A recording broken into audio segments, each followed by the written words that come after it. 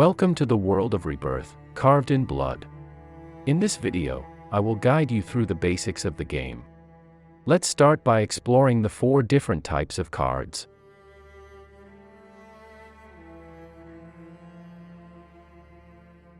Resource cards are used to play other cards and pay costs. There are 4 types of resource cards, all found in the resource deck. The resource deck is the same for every player and consists of 5 Nocturnus cards, 10 Impure Amnion cards, 10 Corrupted Amnion cards, and 10 Dark Amnion cards. Resource cards are distinguished by their name and symbol, which is crucial for understanding the costs of other cards.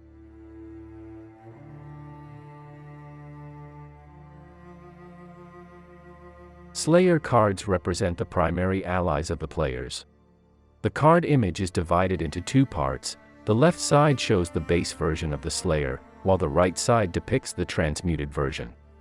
During the game, players have the opportunity to transmute their Slayer cards, increasing their power and unlocking new abilities.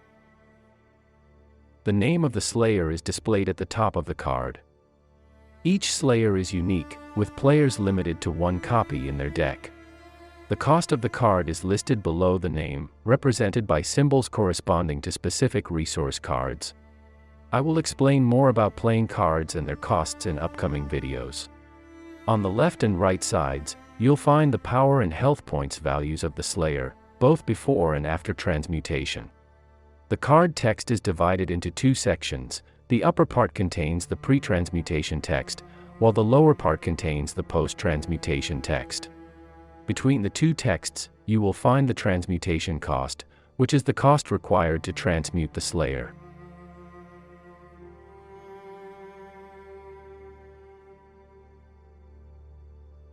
Abomination cards are neutral entities that oppose the Slayer factions of both players.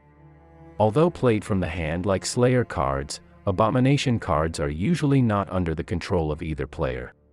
Like Slayer cards, Abomination cards feature a name and cost at the top.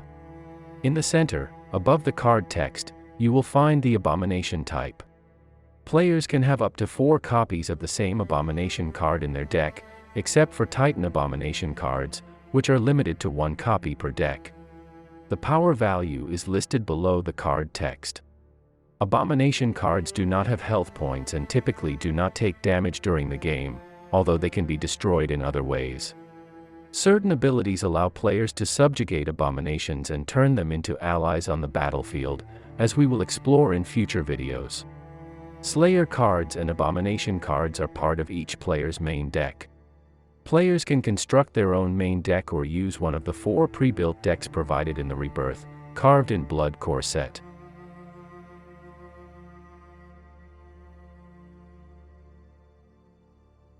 The last type of card is the spawned cards.